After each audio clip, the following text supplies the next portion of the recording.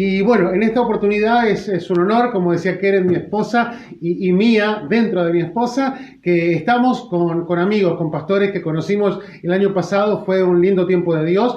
De allí Dios nos movió, estuvimos de viaje, haciendo una gira bastante larga, muchas ciudades, otros países, y hoy estamos acá, Argentina, mi tierra. Me dicen que soy argentino, pero hay cuestiones argentinas o acentos que algunas veces no se me pegan mucho, por eso hay como algunas bromas que me hacen algunas personas, y de hecho dos cosas que son bien notables: no como locro y no tomo mate, pero bueno, son detalles. Alguien me dice, no sos argentino. Bueno, sí, soy argentino, nací en Capital Federal. A ver si hablo así como yo soy argentino, nací en Buenos Aires, así, ahí sale mejor, pero no es como hablo regularmente. Pero bueno, hoy nos convoca tiempo con la palabra de Dios, tiempo para meditar en su palabra, en su escritura, ¿no? Y quiero compartir algo que ayer para nosotros, con mi esposa, con nuestra bebé que está allí en el vientre, tocó mucho mi corazón, y tenía que ver cuando estábamos orando respecto a unas palabras que Jesucristo dijo. Palabras muy puntuales, las últimas palabritas del Evangelio según San Mateo, capítulo 28. Algunos conocerán o recordarán que allí está lo que llamamos la Gran Comisión, la oportunidad en la que Jesucristo se presentó a sus discípulos y allí les dio esa instrucción de predicar y de enseñar. Pero hoy no me quiero quedar con el concepto de la directiva de Jesús o la Gran Comisión misma, sino con la palabra que representa el consuelo de Dios.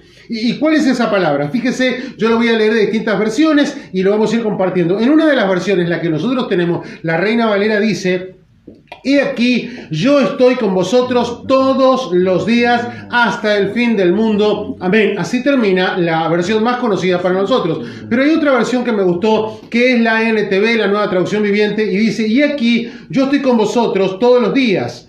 Ahora bien, hay un énfasis en esta cuestión de todos los días. Y la otra versión, la última que tengo ahí, que me gusta para compartir, dice así, la nueva Biblia Vida. Dice: de una cosa podrán estar seguros: estaré con ustedes siempre, hasta el fin del mundo. Y me gustó esta nueva versión, o esta nueva traducción que aparece. De una cosa pueden estar seguros, ¿sí? Y yo quisiera que usted y yo hoy nos vayamos, cuando termine esta transmisión, que nos vayamos a cenar, que nos vayamos a descansar, a planificar quizá la semana, seguros de esto. Seguros de que Dios estará con nosotros, que Dios va a estar con nosotros. Y como profesor de historia durante tantos años, hablé acerca de las distintas etapas de la historia, y simplemente así como una breve introducción, esto no es una clase, es una prédica, un mensaje. Hay un autor que se llama Hurlburt, que él divide a toda la historia de la iglesia en 6 partes. Esas 6 partes, cuando las enseñé con los años, los personajes y todos los eventos, me lleva a pensar esta promesa de Cristo. Cristo sabía todos los acontecimientos que se iban a dar en la historia. Cuando pensamos este saber, no es una predeterminación, como algunos dicen, o una determinación que ya no se puede alterar, sino que Dios, conociendo el futuro, conociendo todos los tiempos, en la omnisciencia de Dios, Él pensó en cada una de estas etapas y le dijo a la iglesia, a usted, a mí y a todos los millones de cristianos que hemos creído en el Señor Jesús como nuestro Salvador y Señor, desde aquel momento de la promesa hasta el día de hoy, Él dijo: tengan por seguro esto, yo voy a estar con ustedes. Yo voy a estar cada día con ustedes, cada instante con ustedes. Estén seguros de esto. Y pensando en esas etapas de la iglesia, la primera etapa de la iglesia, si alguna vez o si algún estudiante de historia está mirando esto, se va a encontrar con cosas que ya escuchó. La primera iglesia es la iglesia, esta iglesia apostólica, esta iglesia que, si bien Cristo ya había muerto, la dirigieron los apóstoles. Y ellos tenían como cierta inseguridad cuando Jesucristo estaba por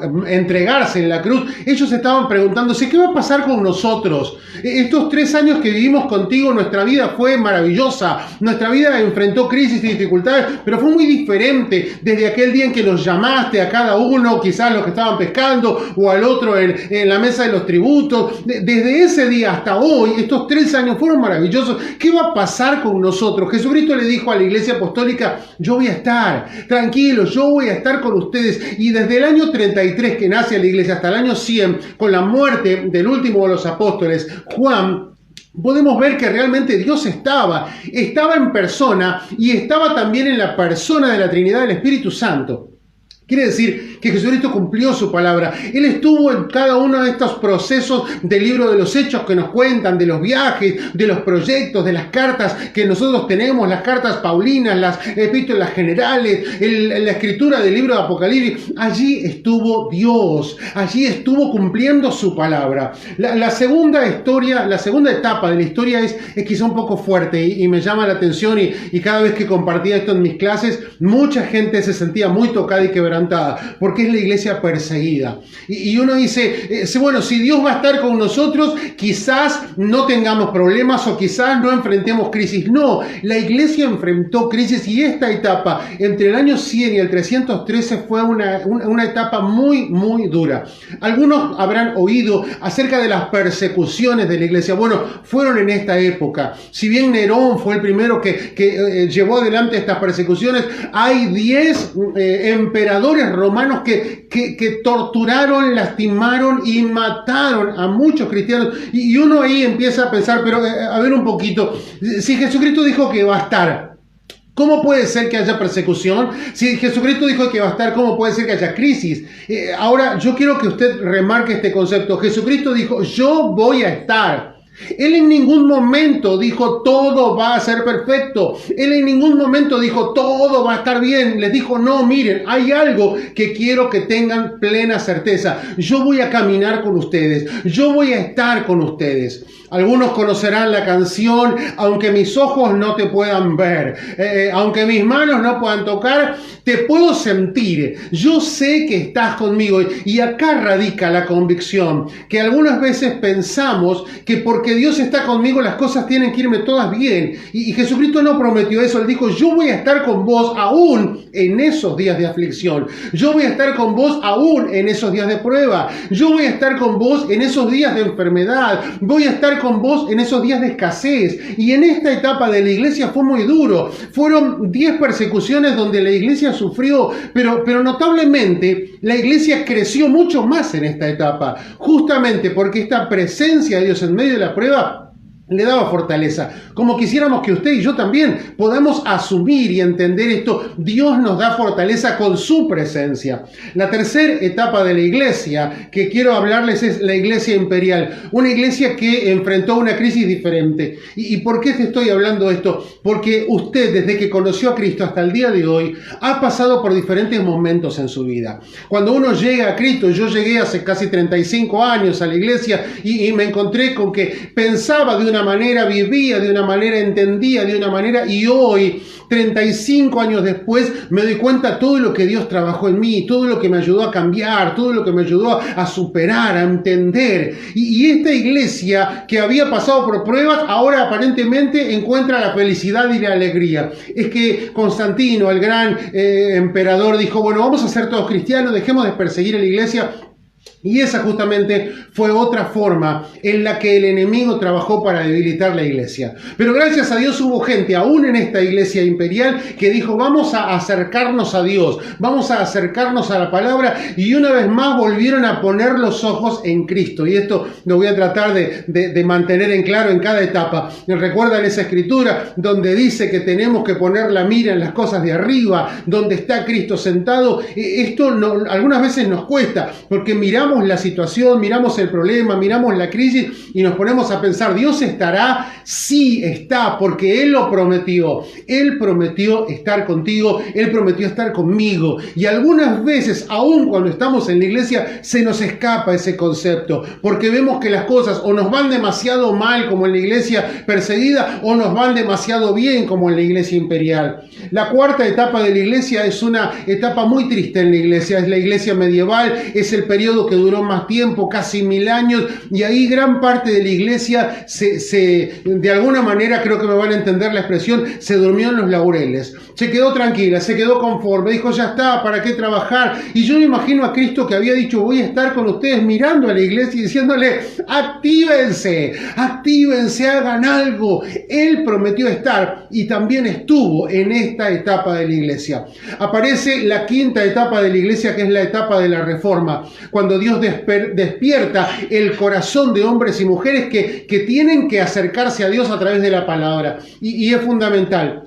Porque durante todo este tiempo que veníamos hablando, la Biblia había quedado guardada en archivos. Solo estaba escrita en latín y solo la podían leer los líderes de la iglesia. A partir de lo que es la reforma, esta quinta etapa de la iglesia, es que se propone que usted y yo, cualquier persona, tenga acceso a la palabra. Y esto fue maravilloso, porque fue encontrarse con la palabra y la palabra transformó las vidas, y a partir de allí nace la iglesia reformada, que fue la gran transformación de la iglesia, el crecimiento numérico impresionante y ese nuevo fuego que encendió la iglesia. Y por último, la iglesia moderna, la iglesia donde aparecen las distintas denominaciones que usted quizás conocerá. Están los bautistas, están los nazarenos, están los presbiterianos, están los luteranos, están los calvinistas, todo un resurgir de la iglesia, pero también aparecen los grandes movimientos de avivamiento, las grandes olas de avivamiento del siglo XVIII y gran parte en el siglo XIX. Dios siguió cumpliendo lo que había dicho hace casi 2000 años, que dijo: yo estaré con vosotros, yo estaré contigo. Y cada persona que toma esa palabra realmente puede cambiar la esencia del lugar donde está. Ahora, dejando de lado esas 6 etapas de la iglesia, yo quisiera hablarle muy rápidamente de 3 personajes. 3 personajes que quisiera que usted se los guarde en el corazón y que usted se ponga a pensar. El primero de ellos está en el Antiguo Testamento. Es un hombre llamado Moisés. Y Moisés en un momento de la vida tiene que llevar adelante una tarea colosal, una tarea que es asombrosa. Quizás una de las tareas más grandes que se dio en la historia del pueblo de Israel. Hay hombres que hicieron hitos importantes, pero esto que va a hacer Moisés es realmente impresionante. Y es lo siguiente: Dios le dijo: yo te comisiono para que vos saques a mi pueblo de Egipto. Ellos viven como esclavos ahí y yo los voy a llevar a la tierra que fluye leche y miel. En ese momento, lo notable es que cuando él está por salir, cuando él está por ir a cumplir esa función, a cumplir ese cometido, él dice lo siguiente: si tú no vas conmigo, no nos saques de acá. Si bien Moisés está en el 1400, a los que les gusta la historia, ¿no? En el 1446 es la fecha del éxodo, antes de Cristo. Y en el 1446 Moisés está pidiendo algo que Jesucristo dijo casi 1500 años después: yo voy a estar con ustedes. Y me pongo a pensar en algo que una vez en una clase alguien compartió. Si usted y yo hubiéramos sido Moisés, y Dios nos dice: ¿qué necesitas para el viaje? Yo no sé si usted prepara, organiza un poco las cuestiones de alimento de la vida de una familia. En una familia normal, pensemos 4 personas, pensamos en lo que vamos a gastar en alimentos, en lo que sería pan, leche, bebida, carnes, y vamos a tratar de pensarlo de la siguiente manera: ¿cuánta agua necesitaría Moisés para casi 2 millones de personas en una travesía que va a durar tanto tiempo? Si decimos que cada persona tiene que tomar 2 litros de agua por día, estaríamos hablando, no se asombre, por favor, de 4 millones de litros de agua por día, solo de agua. Vamos a pensar que cada persona come, no sé, medio kilo de pan, ¿sí?, por día. Estamos hablando que necesitaríamos 1 millón de kilos de pan por día. Y si le seguimos sumando las demás cosas básicas en una familia, y Moisés, me imagino haciendo cuentas, a ver cuánto necesito, cuánto y cuánto y cuánto, como usted y como yo. Y en un momento dijo: oh, esperen, porque esta cuenta es demasiado grande. Vamos a hacer lo siguiente, vamos a cambiar la metodología. No te vamos a pedir, Dios, que nos des las cosas. Te vamos a pedir que vos estés con nosotros.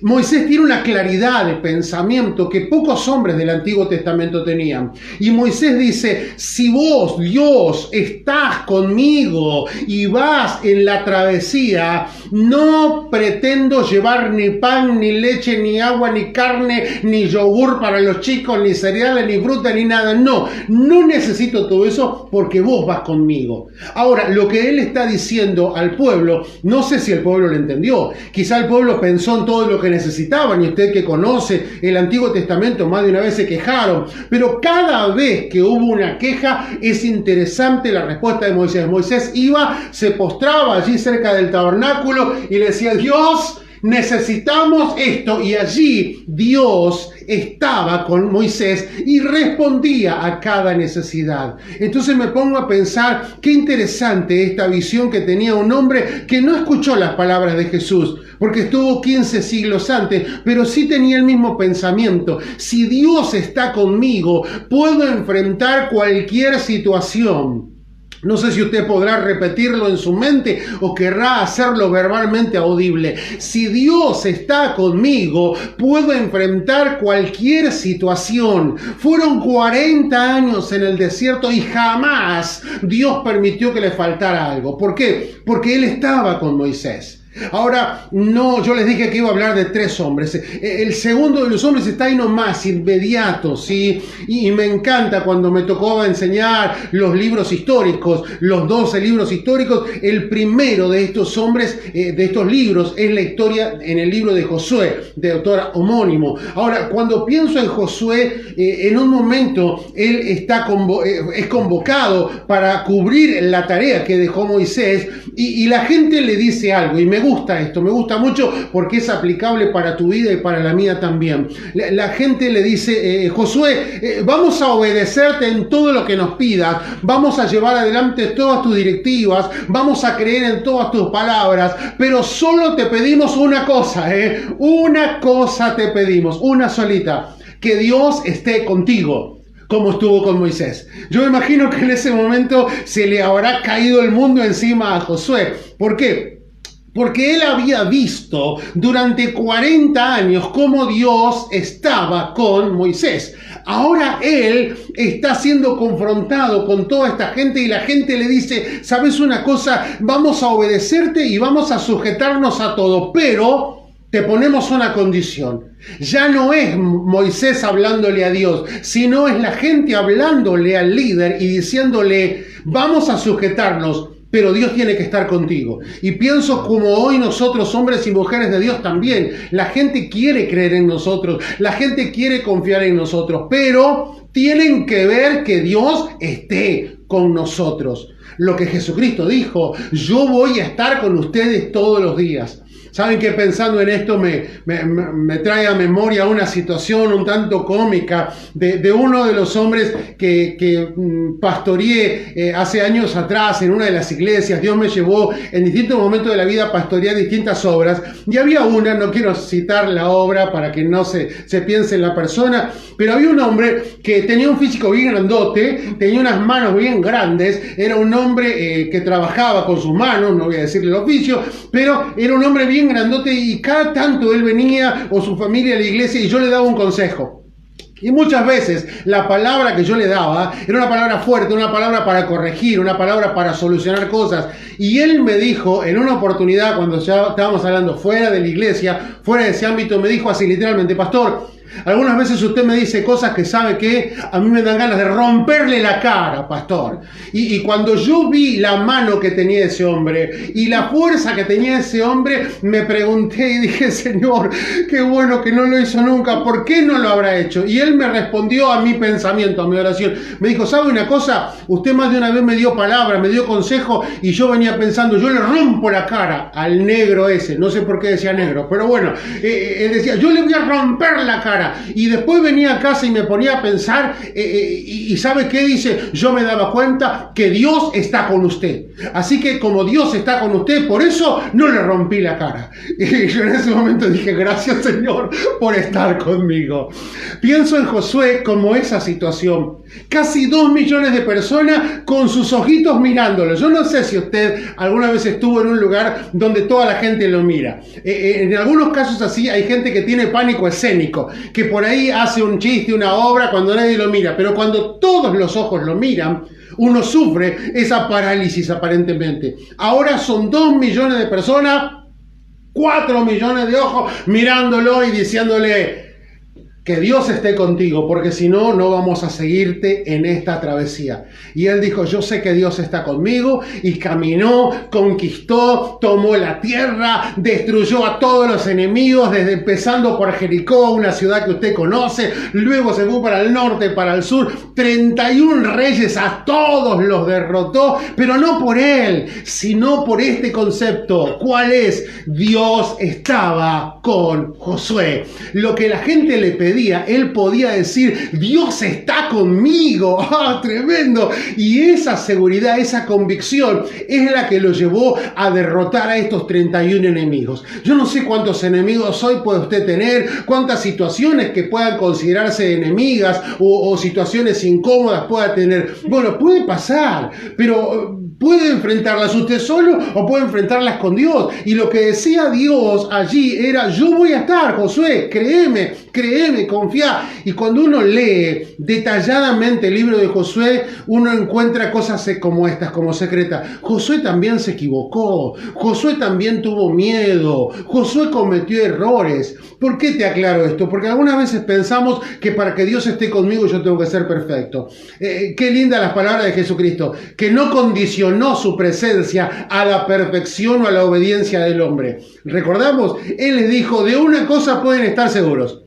Yo voy a estar con ustedes todos los días, siempre, hasta el fin de los tiempos. Si él hubiera puesto condiciones, estamos en el horno. ¿Por qué? Porque si él hubiera dicho, bueno, yo voy a estar con ustedes si son fieles. Listo, estamos fuera. Yo voy a estar con ustedes si nunca en la vida dudan. Estaríamos afuera. Yo voy a estar con ustedes si nunca pecan. ¿Y quién se salvaría? Entiendan, la promesa de Dios no estaba condicionada. La promesa de Dios estaba basada en su palabra, como diría Hebreos, por dos cosas que Dios jamás puede ser que mienta. Por su palabra misma. Esa palabra dijo, yo voy a estar con ustedes. Y el tercer hombre, yo les dije que íbamos a hablar de tres. El primero fue Moisés, que dijo, si tú vas conmigo, si tú estás conmigo, yo me animo a cualquier locura, a cualquier travesía, y lo logró. El segundo fue Josué, si tú estás conmigo, vamos a conquistar toda la tierra, y lo conquistó. Y el tercer personaje, que usted también lo conoce, es aquel que escribió el libro de los Salmos, y uno de los Salmos, y yo le digo cuál es el salmo que la mayoría de la gente conoce de memoria. ¿Cuál es ese salmo que la mayoría de la gente sabe recitar casi completo de memoria? Es un salmo corto, pero mucha gente lo sabe de memoria. El Salmo 23, Jehová es mi pastor. Ahora, en ese salmo, David se toma la libertad de expresar algo que puede pasar en tu vida y en la mía. Y ese salmo dice, aunque ande en valle de sombra y de muerte, ¿qué va a hacer? No temeré mal alguno. ¿Por qué? ¿Cuál es la razón? ¿Cuál es el fundamento? ¿Cuál es la verdad que sostiene a David frente a estas crisis? Es la siguiente, porque tú estarás conmigo. ¿Qué significa? Lo mismo que Moisés, lo mismo que Josué, las mismas palabras que Jesucristo va a decir después, 700 años después de David. Allí está Jesucristo diciendo, yo voy a estar contigo. Y eso es lo que lo sostuvo a David. Cuando uno estudia la vida de David, David fue ungido cuando tenía 17 años, ¿sí? Aproximadamente, pero llegó a ser rey cuando tenía 30 años. Y algunos que conocen un poquito el detalle, entre los 21 y 22 años hasta los 30, David pasó, alguien diría, las de Caín, pasó por pruebas, pasó por cuevas, pasó por persecución. Saúl lo quiso matar en más de una oportunidad, estuvo encerrado en la cueva de Adulán, andaba huyendo de acá para allá. Sin embargo, él se toma la libertad de decir esto, puede haber valles de sombra y de muerte, y no es que hay un lugar así que tenga valle de sombra, son épocas de tu vida y de la mía. Para algunos, esta situación que vivimos hoy es un valle de sombra y de muerte. ¿Por qué? Porque es un valle de enfermedad, un valle de escasez financiera, un valle de situaciones de familia a la distancia, una situación quizás laboral compleja. Son valles de sombra de muerte. Pero lo que dice David, aunque me toque pasar por ahí, aunque a usted y a mí nos toque pasar por ahí, hay algo que tiene que sostenernos. Lo mismo que a David, las palabras de Jesucristo. David dijo, porque tú estarás conmigo. Cuando pensaba en esta ilustración, ilustración, cómo ilustrar, siempre trato de poner ejemplos. Pensaba en un bebé y bueno, para nosotros pensar en una bebé es algo de todos los instantes en estos meses, pensando en que bueno, ya está por nacer Mía, pero yo lo llevo a que trate de pensar en esta situación. La mayoría de nosotros hemos visto niños en la casa y yo le pregunto, ¿en qué cama les encanta pasar la noche a los bebés? ¿Cuál es la cama que la mayoría de los niños prefieren? No es su cuna, no es su Moisés, no es su habitación. ¿En qué cama quieren estar? En la cama de los padres. Y algo que habremos vivido algunos de nosotros es que los chicos dormidos te ponen una pierna encima, se te cruzan, se te suben, te tocan todo el tiempo, y cuando la mamá tiene que levantarse, trata de hacerlo muy, pero muy, muy suavemente para no despertar a la criatura. Pero yo lo voy a representar para que usted lo vea. Los chicos, aún dormidos con sus ojitos cerrados, hacen así. Tocan acá y está mamá, entonces sigo durmiendo tranquilo. Pero cuando mamá se levantó, usted va a ver que la criatura hace así y aún dormida empieza a mover, y cuando no siente, ¡guau!, pega el grito. ¿Por qué? Porque de alguna manera está diciendo, mamá no está. Mamá no está, y si mamá no está, ¿qué va a pasar conmigo? Es que una criatura tiene el concepto de existencia en base a lo visual. Si yo puedo ver a mi mamá, entonces mi mamá existe. Si mi mamá está fuera del rango de visión, para mi mente como bebé, mi mamá desapareció, ¿y quién va a cuidar de mí? En ese momento, el bebé está diciendo, quiero que estés conmigo, mamá, quiero que estés. Y al tocar a la mamá, siente tanta seguridad. Ahora, hay un pensamiento más que quiero compartir y luego vamos a aplicarlo a nuestra vida. ¿Qué significa que Dios esté con usted o que Dios esté conmigo? Esas promesas de Jesús. Tengan por seguro esto, voy a estar con ustedes todos los días.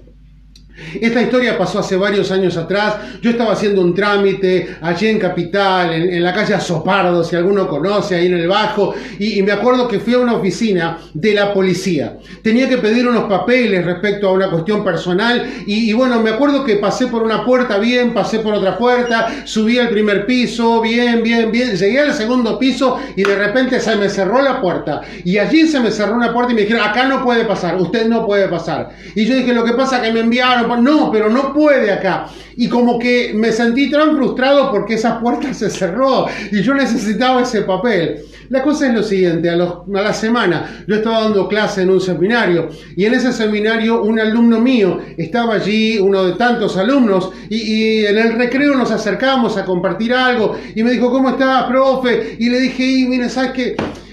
Surgió un problema y la verdad yo no sabía quién era mi alumno, ¿entienden? No sabía a qué se dedicaba ni nada, era un alumno más dentro de tantos institutos, y cuando nos pusimos a charlar le conté, mirá, sí, tuve que hacer un trámite, estaba en tal edificio, y él comenzó a sonreír y le dije, bueno, llegué acá y me cerraron las puertas, y me miró y me preguntó y me dijo, ¿vos sabés quién soy yo? Y le dije, no tengo idea, tengo tu nombre nada más, y me dijo, yo soy el jefe de esa dependencia. Yo soy, como dirían mis amigos mexicanos, el mero mero, el que manda, el que la tiene clara ahí adentro. Y me dijo, mañana a las 9, el lunes a las 9 te espero ahí. Y me acuerdo que a las 9:05 yo estaba firme en la puertita de calle, él entró, lo saludamos en la puerta, y yo me acuerdo que había pasado la primera puerta solo, la segunda puerta solo, ahora iba con él y él delante. Llegamos al primer piso, pasamos, y me acordaba la puerta donde me habían cerrado, a mí me dijeron, acá no pasás. Y cuando él pasó adelante mío, la puerta quedó abierta y los hombres que estaban de seguridad ahí me saludaron muy cortamente y dijeron, buenos días, señor, adelante. Y claro, y yo me empecé a reír porque dije, hace 3 días me corrieron de acá, hace 3 días me cerraron la puerta, pero ahora como vengo con él, y es más, me trataron como si yo fuera un integrante de la fuerza. Me empezaron a explicar cosas y me dijeron, señor, ¿quiere ver algo más? ¿Necesita algo más? Señor, pase por aquí, pase por allá. Y yo por dentro me gozaba y me reía. Conseguí el papel, conseguí el trámite. Pero ¿cómo lo aplico a esto, a tu vida y a mi vida hoy?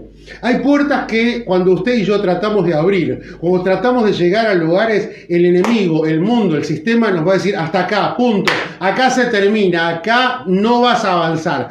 Pero cuando usted va con el mero mero, cuando usted va con el jefe de todas las cosas, con el dueño del universo, las puertas se abren, las cosas comienzan a aclararse, y aún aquellos lugares que se cerraron para tu vida, Dios los puede abrir. Entonces, Jesucristo les dijo, de una cosa pueden estar seguros, yo voy a estar con ustedes todos los días hasta el fin del mundo.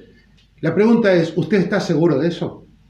¿Estás segura de eso, mamá? ¿Estás seguro de eso, papá? ¿Estás seguro de eso a los jóvenes que nos están viendo? ¿Estás seguro de eso? Yo sé la respuesta como alumno y la respuesta como oyente en una iglesia. Sí, siempre es amén, amén. Y damos la respuesta que se llama respuesta refleja. Es automático. Cuando me preguntan algo, yo respondo automáticamente. Es como cuando alguien te pregunta ¿cómo estás? No lo pensás, simplemente decís bien, porque es así como hay que responder. Ahora vuelvo a hacerte la pregunta, ya cerrando esta meditación que quería compartir. ¿Estás seguro que Jesucristo está al lado tuyo?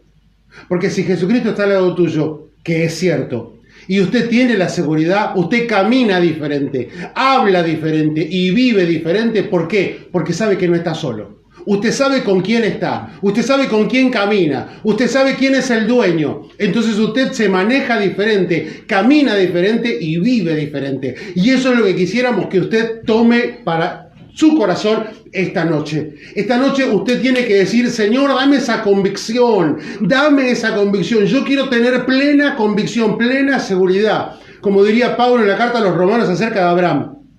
Plenamente convencido. ¿Qué significa eso? Que no hay lugar para dudas. Estoy pasando una prueba, estoy pasando una dificultad. Sí, Moisés las pasó, Josué las pasó, David las pasó. Aún Pablo en el Nuevo Testamento las pasó. Quien les habla las pasó. Pero el que prometió que iba a estar siempre estuvo. Siempre, siempre estuvo y siempre estará. Las últimas palabras son las que Pablo dijo en una de sus cartas a Timoteo. Él le dijo, en mi primera defensa ninguno estuvo a mi lado. Y me llama la atención, ninguno estuvo a mi lado, pero luego termina diciendo, pero Dios sí estuvo a mi lado. Él estuvo a mi lado. Y sobre eso quisiera de alguna manera pensar en lo último, ¿no? Que era para que usted y yo lo tomemos como palabra de Dios para nosotros. Dice, pero el Señor estuvo a mi lado y me dio fuerzas.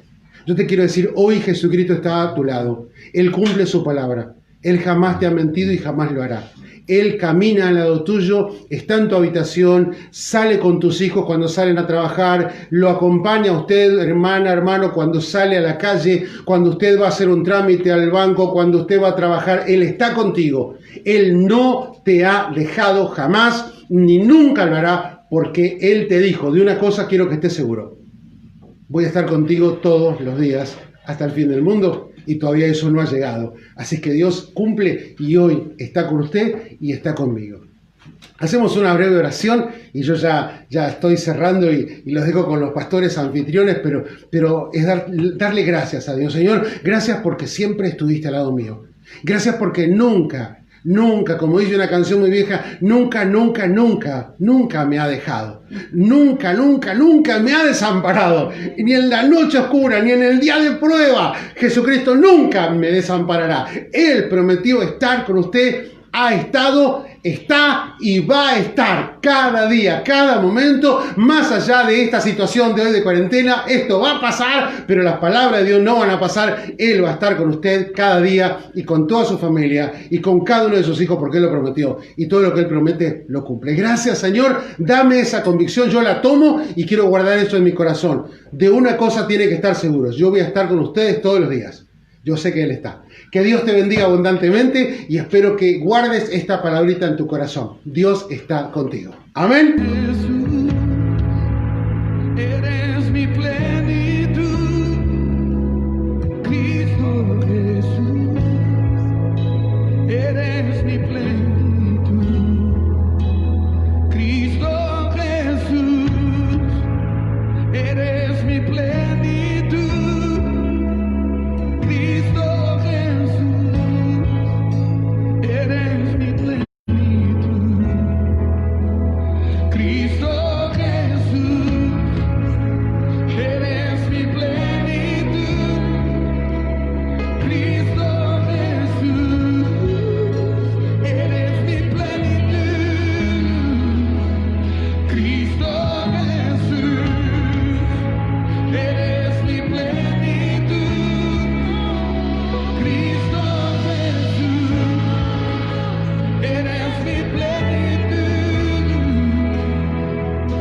te tengo a ti, lo tengo todo, mi amado.